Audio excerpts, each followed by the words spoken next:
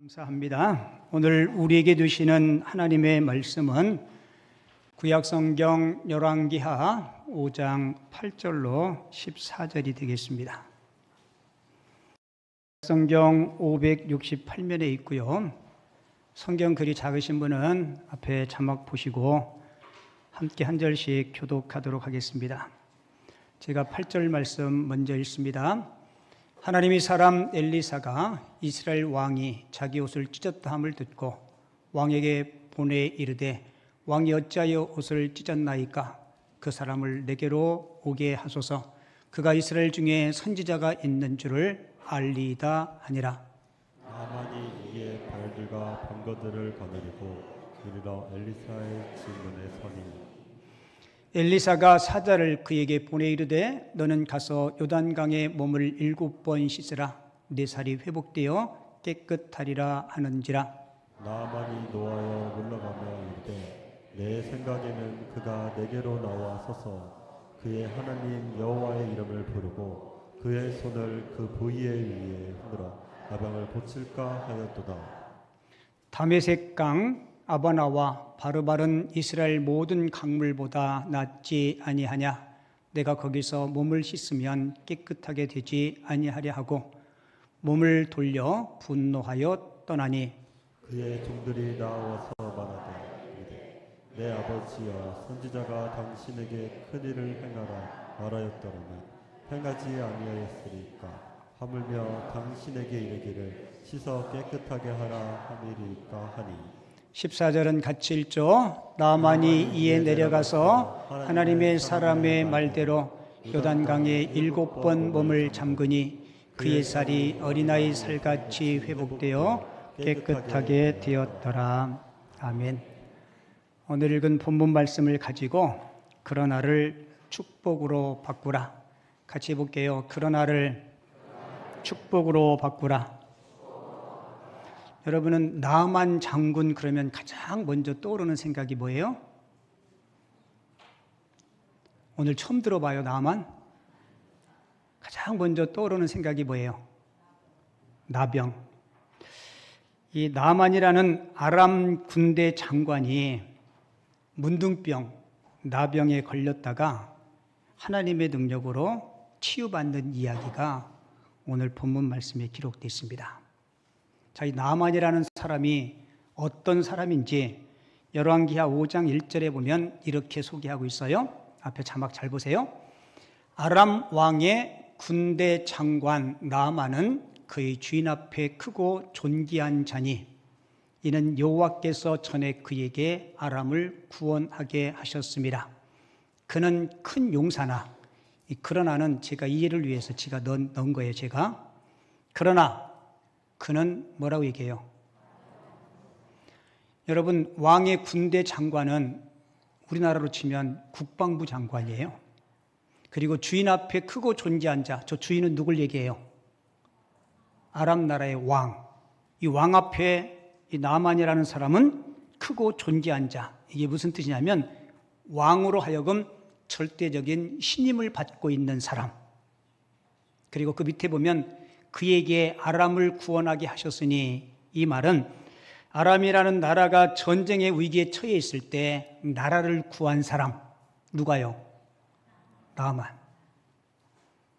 그는 큰 용사였고 그러나 그는 뭐라고요?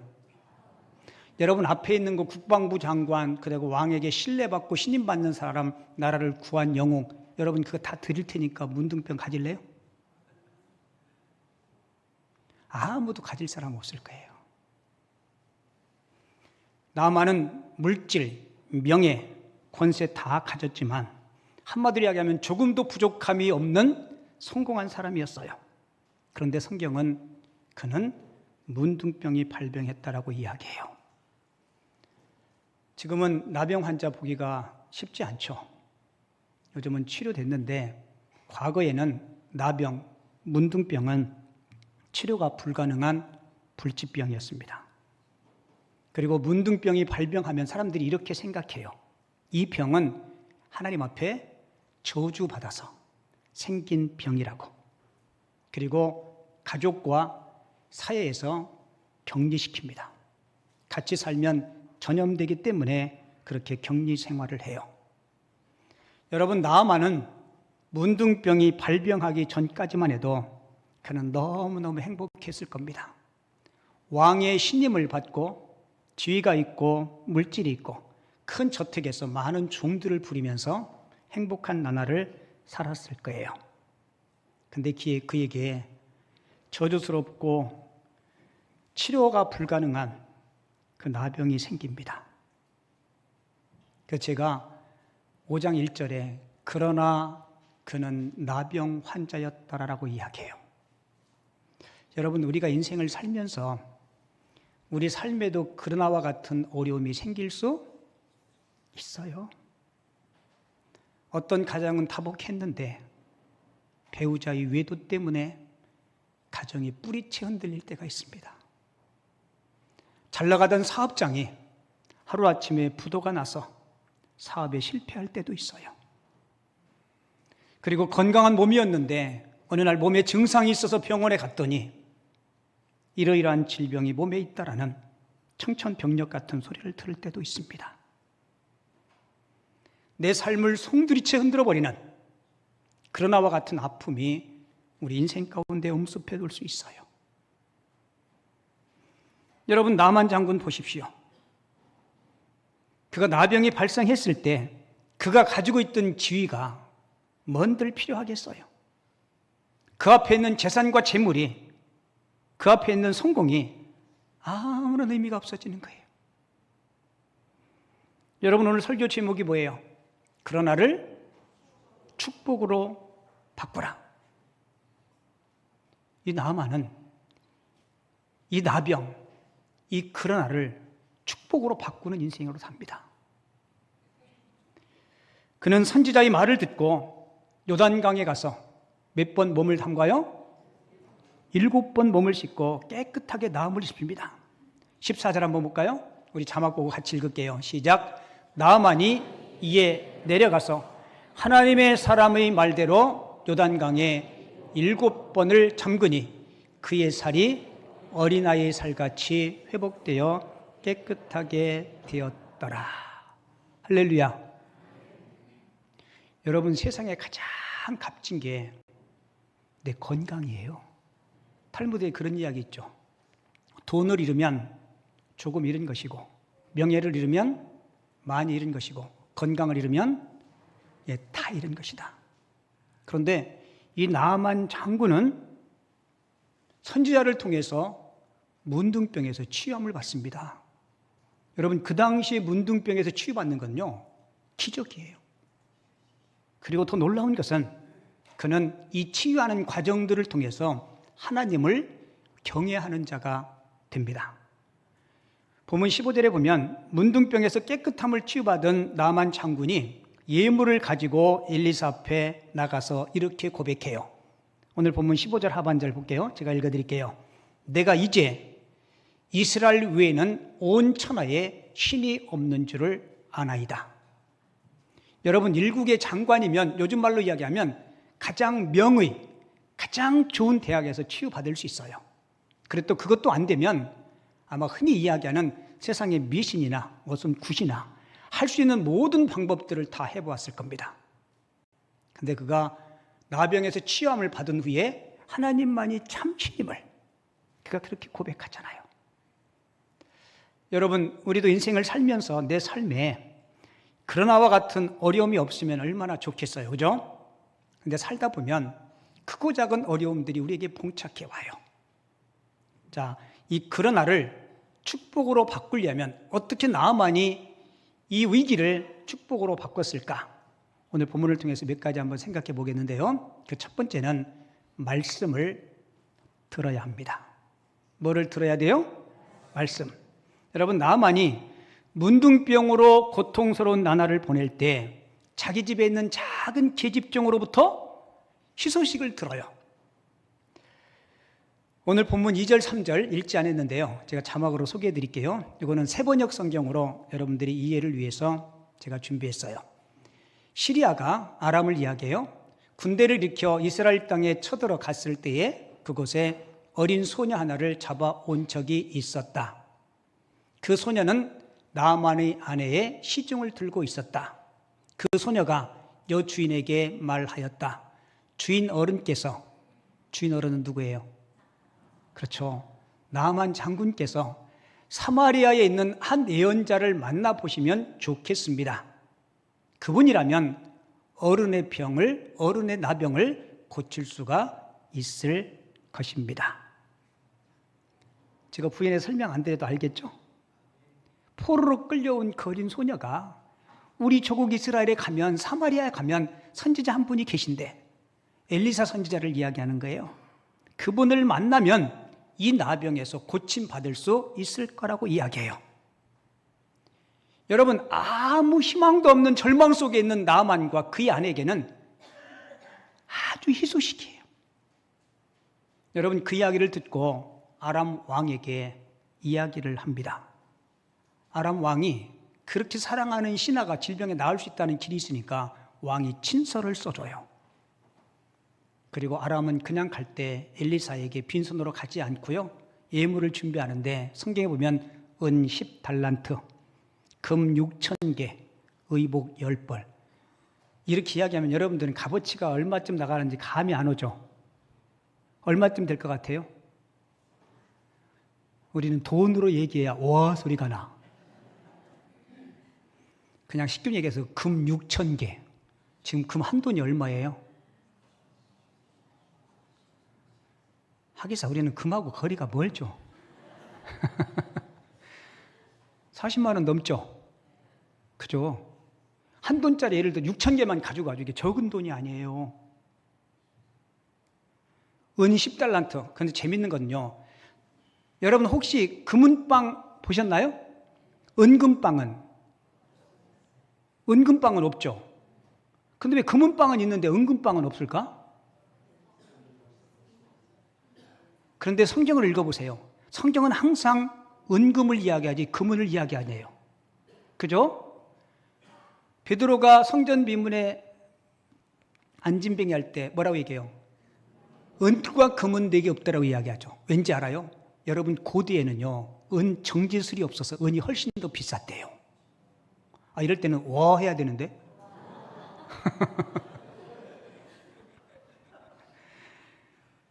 은 10달란트, 금 6,000개, 의복 10벌. 이걸 가지고 선지자를 만나러 갑니다. 여러분, 만약에 나아만이 계집종을 통해서 이 소식을 듣지 못했다면 그는 선지자를 찾지 않았을 거예요. 여러분 잘 들으세요. 하나님은 지금도 말씀하시는 하나님이십니다. 구약 성경은 때로는 직접 말씀하시고, 때로는 환상과 꿈을 통해서 말씀하시고, 때로는 주변 환경과 주변 사람들을 통해서 말씀하십니다. 내 하나님이 가장 확실하고 분명하게 저와 여러분들에게 말씀하시는 것은요, 기록된 성경 말씀을 통해서 말씀하고 계십니다. 여러분, 나아만이 자기 집의 작은 계집종으로 하여금 그 이야기를 듣지 않았다면 그는 그러나가 축복으로 변화되지 못했을 거예요. 근데 요즘도 안타까운 것은요, 하나님의 음성을 사람들이 잘 못 듣는다는 거예요. 제가 제일 안타까울 때가 언제인지 알아요? 진짜 하나님의 음성을 들어야 될 때 더 멀리 간다는 거예요. 가끔 교회 성도님들이 교회 출석을 잘 못해서 신방을 하면, 목사님 저희 가정에 이런 문제가 생겨서요, 이 문제 해결되면 나갈게요. 그럼 제가 이렇게 이야기해요. 그 문제 해결을 위해서 하나님 앞에 오십시오. 맞아요, 안 맞아요? 여러분, 멀리 가면 처량해지고 고뇌집니다. 근데 우리가 어떤 문제에 봉착하면, 어려운 환경에 휩싸이다 보면 주님의 음성을 못 들어요. 그리고 어려운 환경만 바라보게 됩니다. 그리고 어찌할까. 사도행전 27장을 보면 바울이 복음을 전하다가 죄수 아닌 죄수로 로마로 배를 타고 압송을 당하죠. 그때 그 배에 276명이 타고 있었어요. 우리 성도님들의 성경 상식 한번 여쭤볼게요. 로마로 바울이 압송되던 배를 타고 가다가 풍랑을 만나죠. 그죠? 그때 만났던 혹시 풍랑 이름을 아시나요? 허리케인? 매미? 뭐였어요? 아이고 고마워요. 유라굴로를 말씀해 주신 분들은 오늘 점심 맛있게 드시기 바랍니다. 모르는 분은 들었으니까 더 맛있게 드시고. 근데 보세요. 큰 태풍을 만나요. 가지고 있던 모든 물건들을 다 바다에 집어 던집니다. 근데 신기한 것은요. 그 배에 타 있던 276명 중에 눈에는요. 넘실거리는 파도만 보였고 휘몰아치는 풍랑 소리만 들린 거예요. 어느 누구도 하나님의 음성을 듣지 못해요. 근데 딱 한 사람, 바울은 그 어려움 속에서도 주님의 음성을 듣습니다. 그때 주님이 뭐라고 이야기해요? 이렇게 이야기해요. 바울아, 바울아, 두려워하지 말라. 네가 가이사 앞에 서야 하겠고 또 하나님이 너와 함께 하시리라. 할렐루야. 여러분, 우리 위기 가운데 내가 그거 벗어나려고 하면 힘들어요. 하지만 그때 주님의 음성을 꼭 들을 수 있기를 바랍니다. 그러니까 나아만이 주님의 음성을 듣고 엘리사 선지자를 찾아서 그 문둥병에서 치유함을 받지 않습니까? 그리고 그러나를 축복으로 바꾸기 위해서 두 번째는 주님의 음성을 듣고 그 말씀에 뭐 해야 돼요? 그래요. 우리에게 힘든 거는 듣는 것보다 순종하는 게 훨씬 더 어렵습니다. 제가 1부, 2부 예배 인도하고 지금 3부 인도하는데 여러분들에게도 여쭤볼게요. 순종이 쉬워요, 어려워요? 1부, 2부는 쉽다던데? 순종이 어려워요, 쉬워요? 할렐루야 성가대 어려워요, 쉬워요? 쉽다고 얘기해 주세요. 예수 믿는 사람들이 순종해야 되잖아요, 그죠? 순종의 반대가 뭐라 그랬어요? 잡종이라 그랬죠? 불순종이 아니고 강아지도 순종이 있고 잡종이 있잖아요.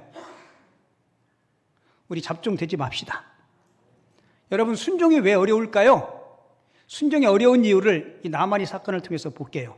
순종이 어려운 첫 번째 이유는 자존심 때문에 그래요. 뭐 때문에요? 자존심. 여러분, 나만 장군이 이스라엘의 선지자를 만나면 고침받을 것이라는 기대를 가지고 먼 길을 와요. 왕이 친소도 가지고 예물도 준비해서 와요. 여러분, 올 때 그냥 왔겠어요? 일국의 장군인데 아마 보디가드들, 비서들 위풍당당하게 왔을 거예요. 아마 나아만은 이렇게 생각했을 거예요.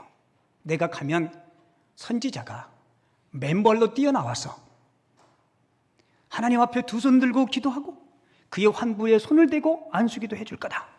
근데 막상 와봤는데 쉬운 말로 이야기하면 선지자 코빼기도 안 보여요.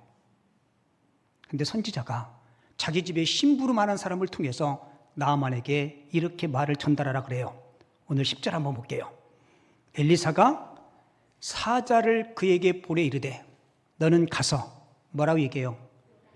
요단강에 몸을 7번 씻으라. 네 살이 회복되어 깨끗하리라 하는지라.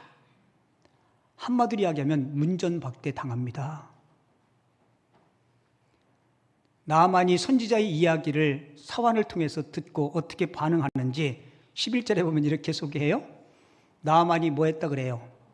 노하여 물러가며 이르되 내 생각에는 그가 내게로 나와서서 그의 하나님 여호와의 이름을 부르고 그의 손을 그 부위 위에 흔들어 나병을 고칠까 하였도다. 화나요 안 나요? 일국의 장관인데 코빼기도 안 보이고 심부름하는 애한테 시켜서 요단강 물에 가서 7번 몸 담그라.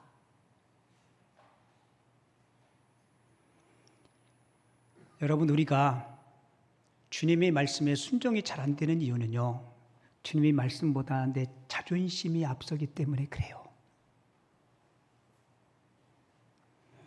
여러분이 자존심 내려놓지 않으면 하나님이 일하지 않습니다. 누가복음 19장에 삭개오 아시죠? 삭개오는 여리고라는 도시의 세무서 서장이었어요. 근데 그는 자기 자존심 다 내려놓고 예수님을 보기 원해서 어디에 올라가요? 흔히 뽕나무라 그러는데요. 돌 무화과 나무에 올라갑니다. 삭개오가 자기의 자존심을 내려놓을 때 주님을 만나고 그는 영원한 생명을 얻게 돼요. 여러분, 우리 예수님도 보세요. 예수님은 하나님이십니다. 자신의 모든 건 내려놓고 인간의 몸을 입고 이 땅에 오셔서 십자가를 지었습니다. 십자가에서 온갖 조롱을 당하셨지만 그 십자가를 통해서 저와 여러분들을 하나님이 자녀로 삼아주신 줄을 믿습니다. 여러분, 하나님 앞에 내 자존심, 내 경험, 내 생각들을 내려놓을 수 있기를 바랍니다. 그리고 두 번째, 순종이 안 되는 이유는 이 하나님께서 나아만에게 선지자를 통해서 내린 그 명령이 너무 자기 상식에 맞지 않는 거예요. 뭐가 안 맞아요? 상식, 자기 생각에 맞지 않는 거예요. 아마 어쩌면 이거보다 더 힘든 거, 마늘을 한 달 동안 먹으십시오 그랬으면 했을지도 모르겠어요. 그런데 요단강에 가서 7번 몸을 담그라는 거예요. 그 이야기를 듣고 나아만이 이렇게 반응해요. 12절 볼게요. 본문 12절에 보면 다메섹 강, 자기 조국에 있는 강을 이야기하는 거예요. 아바나와 바르발은 이스라엘이 모든 강보다 낫지 아니하냐. 내가 거기서 몸을 씻으면 깨끗하게 되지 아니하냐 하고 몸을 돌려 분노하며 떠났다라고 이야기하죠. 여러분, 그 당시 요단강은요, 물이 그렇게 맑지 않았어요. 그런데 이 아바나와 바르발 강은 어떤 강이냐면 그 강의 별칭이 황금의 강이에요. 그만큼 맑고 깨끗한 강이었습니다. 그러니까 내가 강물에 들어가서 치유받을 것 같으면 우리나라에 있는 더 맑고 깨끗한 요단강과는 비교할 수 없는 그 물에 가서 씻으면 되지 않겠냐. 그러니까 이 나아만 장군은 자기 상식에 맞지 않으니까 순종하지 않았던 거예요. 자, 여러분, 성경 한번 볼게요. 성경에 보면 하나님은 우리에게 뭔가를 명령할 때 우리 생각, 우리 상식 밖의 이야기들을 하실 때가 많아요. 여러분들이 잘 아는 아브라함은 100세 때 아들 이삭을 낳습니다. 근데 이삭이 청소년쯤 되었을 때 뭐라고 얘기해요? 모리아 산에 올라가서 아들을 제물로 드리라고 이야기해요. 상식에 맞아요? 근데 아브라함은 순종해야 안 해요? 왜 순종했을까? 여러분, 잘 들으세요. 순종은 믿음이 있는 사람에게만 가능합니다. 아브라함은 하나님을 전폭적으로 믿었어요. 내가 독자 이삭을 제물로 드리더라도, 칼로 독자 이삭을 죽인다 한지라도 하나님이 능력으로 이 아들을 살릴 수 있는 하나님을 그는 믿었어요. 그러니까 여러분 보세요. 창세기 22장 보세요. 아브라함은 독자 이삭을 드리라고 하나님이 명령할 때 단 1도 주저하지 않아요. 거침없이 그 일에 순종하는 모습을 보게 됩니다. 이스라엘 백성들이 요단강을 건널 때 넘실넘실하는 그 강물을 언약궤를 맨 제사장들이 그 안에 뛰어들으라 그래요. 그들은 들어가요, 안 들어가요? 들어가요. 여러분, 상식에 맞나요? 물에 빠져 죽으라는 이야기 아니에요? 우리 상반기에 공접에 참석운동하면서 요한복음 공부했는데 요한복음의 첫 번째 표적이 뭐예요? 갈릴리 가나 혼인잔치에서 물로 포도주를 바꾼 거예요. 여러분, 잔치집에 이 포도주가 가장 중요하고 필수적인 음식인데 포도즙이 떨어진 거예요? 예수님 뭐라고 말씀해요? 물을 채우라는 거예요. 빈 항아리에. 근데 그 전에 예수님의 어머니가 그 사실을 예수님께 이야기하죠? 예수님 어머니가 이렇게 이야기해요. 종들에게 주님이 무슨 말씀을 하시든지 그대로 하라. 아니, 맹물 넣었다가 꺼낸다고 그게 포도주가 되나요? 돼요, 안 돼요? 말 잘해야 돼요. 돼요, 안 돼요? 이럴 때는 가만히 있는 게 제일 좋아요. 여러분, 성경을 보면 하나님이 순종을 요구하실 때 도대체 이해가 안 되는 것들을 요구하실 때가 있어요. 왠지 알아요? 우리의 믿음을 강화시키기 위해서 그런 거예요. 그렇다고 해서 하나님이 상식이 없는 분이 아니에요. 하나님은 대단히 인격적인 분이십니다. 그리고 우리도 상식이 좀 있어야 돼요. 저기 일산에 가면 어느 교회요? 표가 뭔지 알아요? 상식이 통하는 교회. 교회 성도들 중에요. 상식이 안 통하는 분들이 계셔. 잘 들으세요. 여러분 예배당에 여러분들이 자리가 정해졌나요? 2부 때, 오늘 지금 없으니까 하는 이야기예요. 2부 때 권사님이 2층으로 올라와요. 내가 왜 1층에서 예배하지 2층으로 올라와서 그랬더니 1층에 앉으면 이 자리 내 자리라고 비키라 그런대. 여러분 예배당에는 내 자리가 없어요. 좌석이 있나요? 근데 늘 안전자리에 앉아야 편하긴 해, 습관이. 근데 여러분 절대로 그러지 마세요. 특별히 연세 드신 어르신들이 그 일들을 자주 하세요. 어느 분은 믿음이 없는데 교회 처음 왔는데 저쪽 가서 앉으라고 그러면 기분 나가서요, 교회 나가버려요. 그리고 절대로 교회 안 와요.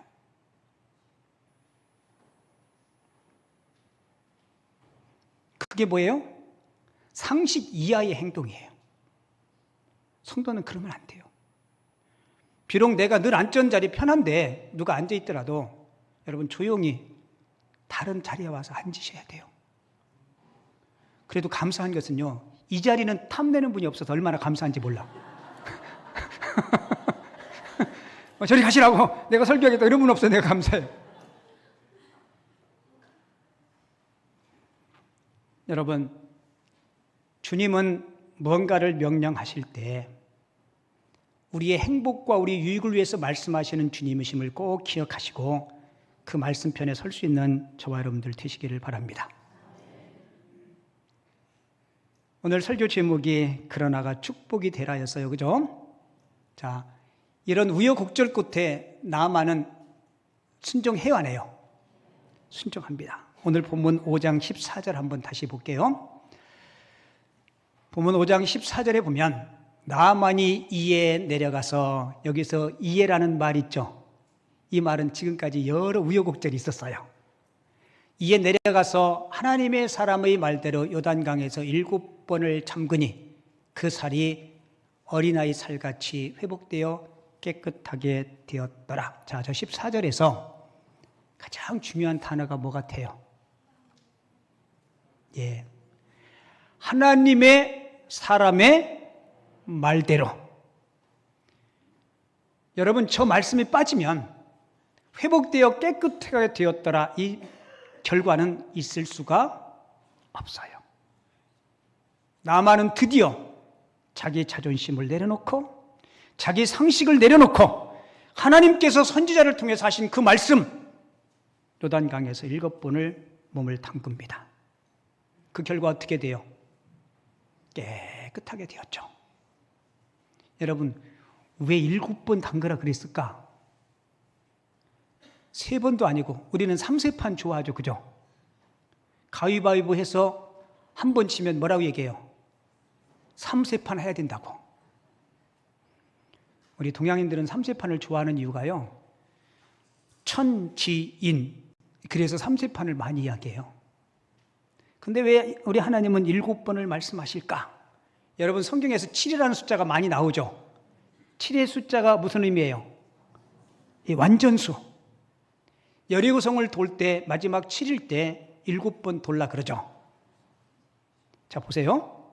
여기서 7번 씻으라는 말은 하나님은 언제나 우리에게 온전한 순종을 요구하십니다. 자, 우리가 한두 번의 순종은 하나님의 기적을 경험할 수 없어요. 하지만 온전히 순종할 때 하나님의 놀라운 기적을 우리가 경험할 줄을 믿습니다. 그래서 우리에게 중요한 것은 당신의 생각을 하나님의 생각으로 바꾸셔야 돼요. 같이 해볼게요. 나의 생각을 하나님의 생각으로 바꾸자. 나만이 자기 생각을 바꾸지 않았다면, 자기 분한 생각과 자존심을 접지 않았다면 그는 절대로 그 나병에서 치유함을 받을 수 없었을 겁니다. 여러분, 솔직히 내 생각을 내려놓는다는 게 쉽지 않아요.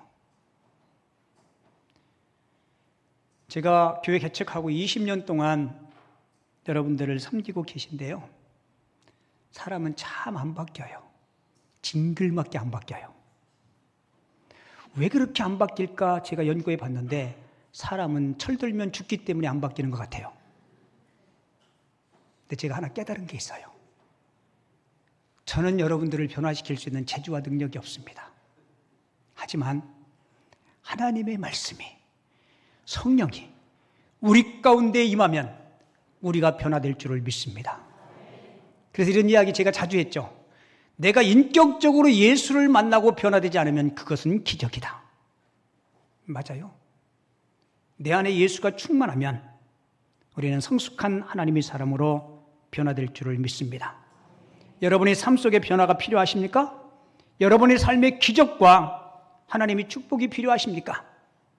여러분, 그렇다면 여러분들의 생각을 내려놓으시고 하나님의 말씀에 순종하시기를 바랍니다. 나만이 그랬잖아요. 바라기는 오늘 주의 말씀을 들은 저와 여러분들도 여러분들이 인생에 찾아온 인생의 그러나가 축복으로 변하기 위해서 주님의 말씀에 귀를 기울이시고 여러분들의 자존심, 여러분들의 상식 내려놓고 늘 주님 말씀 안에서 아름다운 하나님의 은혜와 축복을 누릴 수 있는 하나님의 사람들이 다 되어줄 수 있기를 주님의 이름으로 축원을 드립니다.